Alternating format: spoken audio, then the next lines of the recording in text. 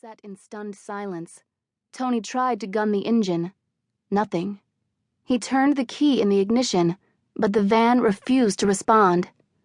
Come on, go! It was easy to see that Tony was the most impatient of the group. No, impatient wasn't the right word. He was hot-headed, ready to explode for any reason. Several more tries to start the van. Sue shut her eyes. Darlene tapped the dashboard nervously. Go, go, go! Randy urged the van from the back seat. They were deep in the woods, in the middle of nowhere. It was miles to the lake lodge where they were heading. Tony let out an exasperated cry. He slammed the wheel with both hands. I don't believe this. He shoved open the driver's door and jumped outside. Everyone started talking at once. The air in the van grew steamy and hot. They all piled out. Tall trees rose up on both sides of the narrow dirt road. Brian put a hand on Sue's shoulder. Hey, Sue. We'll be okay. Sue forced a smile, but everyone could see her trembling. Nice night for a walk, Darlene said, rolling her eyes. I love walking miles and miles in a dark forest, don't you? No one answered her.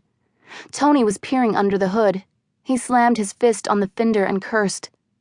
Too dark, I can't see a thing. Since when do you know how to fix a car? Randy said. Since when do I need your opinion? Tony shot back. He bumped up against Randy, fists clenched. Randy raised both hands in surrender and backed off. The discussion of what to do didn't take long. Stay overnight in the van, or walk, and try to find a house or cabin with someone who could help them start it up again. The unanimous decision was to look for help. And so they left everything in the van and, huddling close together, started off along the path through the trees. The only sounds were the soft thuds of their shoes on the dirt and the endless shrill chirp of crickets all around. What kind of nut would live in the middle of a forest? Darlene complained. We'll be walking forever. Unless we're attacked by wolves, Randy joked. Not funny, man. Tony moved to confront Randy again. Randy raised his hands in surrender and backed off. There may be a bigger road or a highway up ahead, Cindy said. She was the optimist in the group. How long did they crunch through the trees? An hour? More? It was hard to keep track of the time. Tony kept his arm around Darlene as they led the way. Brian was big and brawny.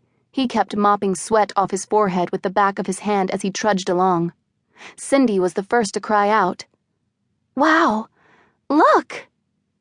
The house came into view, black against the charcoal sky, as if it had magically popped up from nowhere. Sue gasped in surprise and squeezed Brian's hand. The 6 friends stared at the house, rising like a dark fortress in front of them. Welcome to Dracula's castle, Darlene murmured. It did look more like a castle than a house. Dark towers rose up on both sides of a long sloping roof. Were those bats flapping in the evening sky, circling the twin towers? They trotted toward the house eagerly, although it didn't appear inviting. No lights. The windows were as dark as the night, and as the 6 teens drew nearer, they could see that bars covered every one. Looks like a prison, Randy muttered. Who would live in a creepy place like this? Darlene asked. A rich person, Tony said. A rich person who will help us get going again. Maybe a rich person who doesn't want any guests, Brian said. But pounding on the tall wooden slab of a front door didn't bring anyone to open it. Tony ran along the side of the house, peering into the barred windows. I don't think anyone is home, he reported. Hey, look, Darlene called to him. The door. She pushed the thick door open. Everyone stepped up behind Darlene. She crept over the threshold. Anyone home? Hey, anyone here? She had a sharp, tough voice. She sounded hard, even when she was trying to be sweet. No reply. A few seconds later, they stood in the front entryway. Sue fumbled on the wall, found a light switch, and clicked it.